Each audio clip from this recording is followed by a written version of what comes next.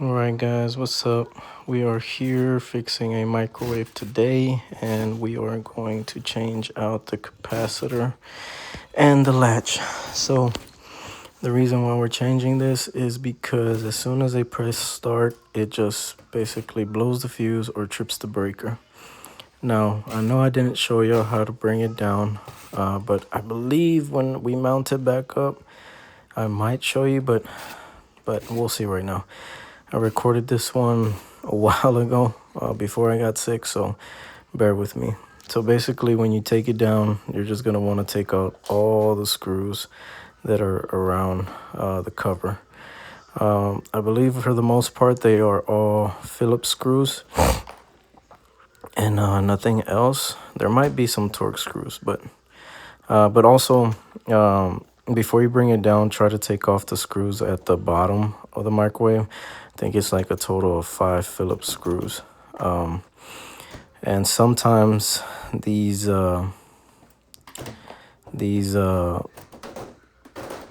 covers might be a little bit tight, so just don't be scared to pull back. It'll be fine.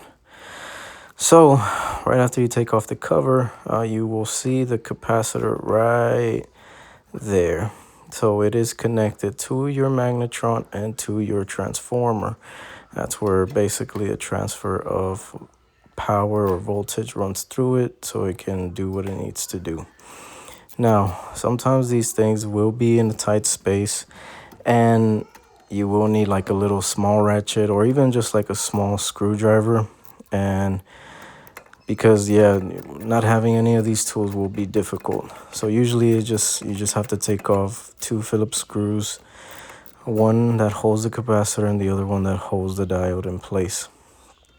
Right after that, just remember to take a picture of how the connections are. I don't believe it might make a big difference, but you just kind of want to put everything back the way that it was. So also try to discharge the capacitor if you can.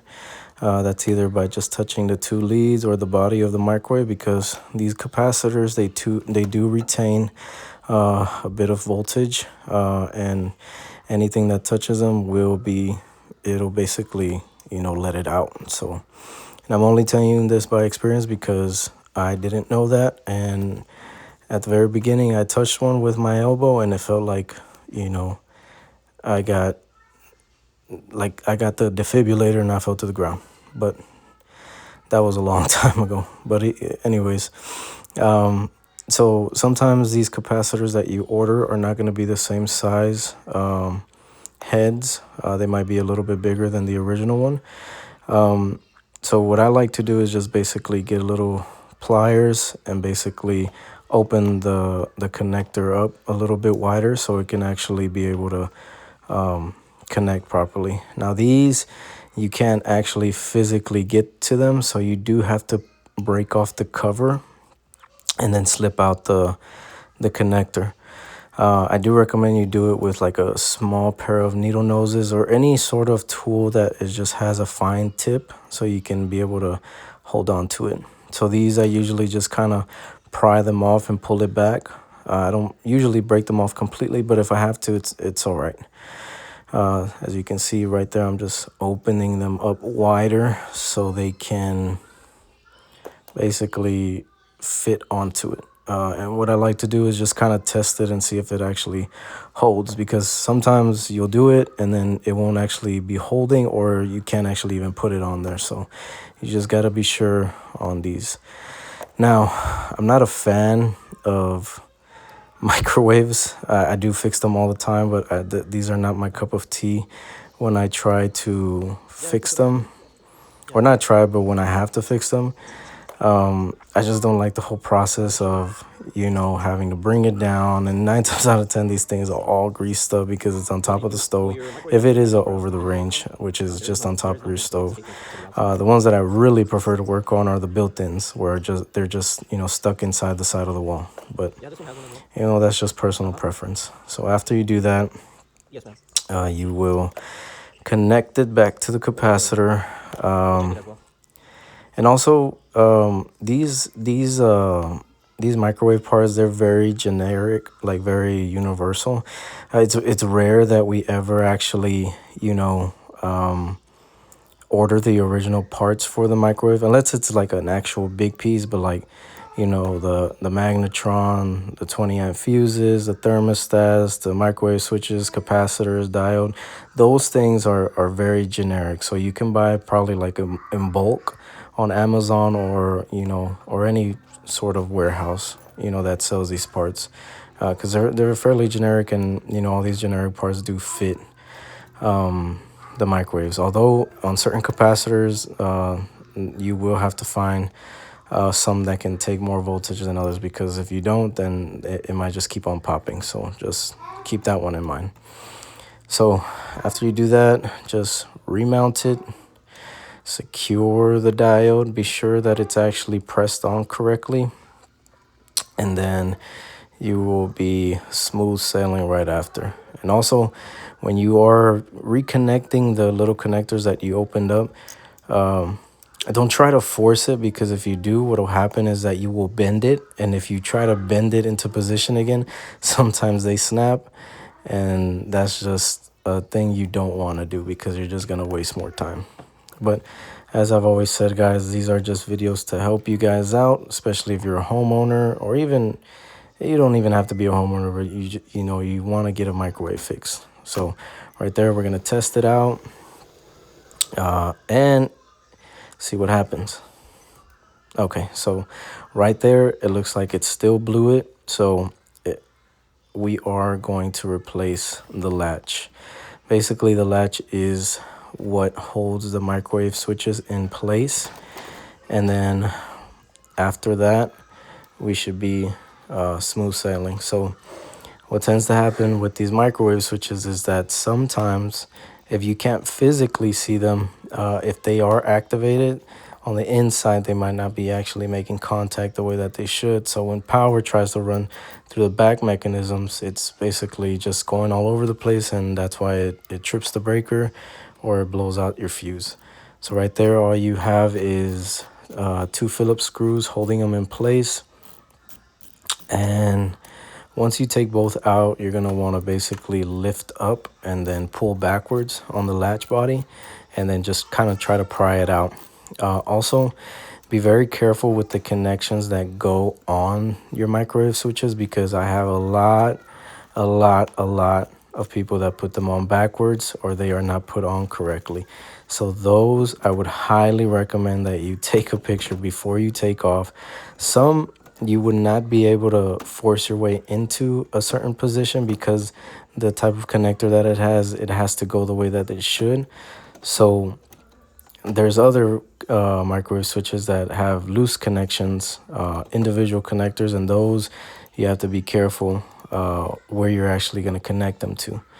And on the microwave switch themselves, it has basically 3 options where you can connect a connector. Just be sure that it's where it needs to be. So after that, everything should be the best way that it should. So just be careful when you're putting these on, because they do have a tab that holds them in place. Just don't break the tab, because if that microwave switch is loose, it might not be making good contact when you close the door, and then the same thing will happen. Also, another reason why you might be switching the latch is because sometimes when the hooks obviously have to go into the latch, they kind of scrape on them. So they both evenly have to be making contact with the switches, and sometimes it's uneven, and that'll blow your fuse or trip your breaker. But for the most part, guys, fixing a microwave is fairly simple. It's rare that you ever have to, struggle with a microwave, just kind of understanding the basics of it. Everything from the front panel has to be in good standing, so everything in the back, with the back mechanisms, can function the way that they should. Now, the ones that we rarely have to replace are the transformers, and that's the little cube that you saw when I was changing the the capacitor, not the one that was on the left hand side, but right at the bottom. We usually don't have to replace those, but the only times you would is just, you know, when it starts to smell like it's burning something and it's giving like a foul odor, or when it just can't send any power to, you know, the magnetron to make anything heat up. But that's something for another day. So right now, all you're gonna do is just put everything back together. And I believe we do end up testing it out right now, but we'll see. But we still have to go turn on the breaker because it obviously tripped it. But let's go do that right now. So also, guys, when you're going to a breaker box, just be careful because sometimes these things are not labeled. So just be careful with that. So now that we switched the breaker back on, we are going to go test it out. Yeah, I think this job took me maybe about 25 minutes. Okay, so here we go. All right, so it looks like we're good. So once it can actually sustain, you know, actually being on for a couple seconds, you're basically smooth to go. So now it's the cleanup time.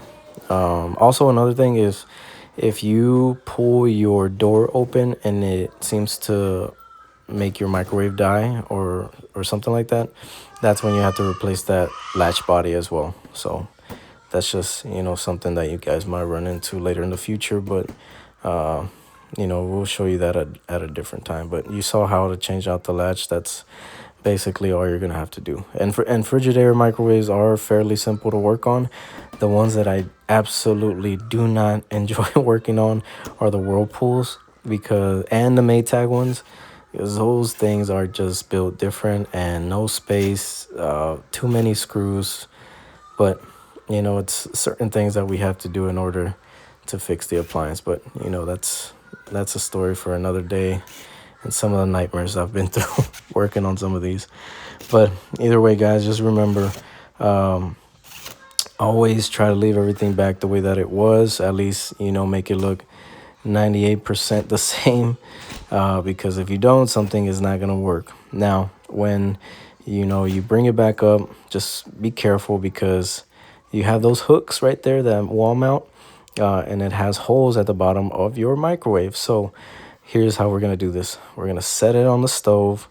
We're going to put the power cord through the hole where we're actually able to hold it in place. We will bend it a little bit so it can stay in position. And then we are going to lift, sit down, look and see if we can aim, and boom, it just sat down. Just push up, hold with one hand, put the mounting screw on, and then, you know, screw it down. And once you put one in, it can hold it, so no worries.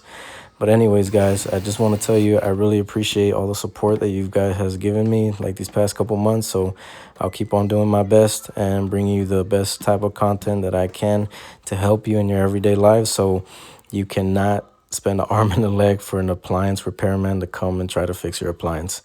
But until next time, guys, I really appreciate it. Peace.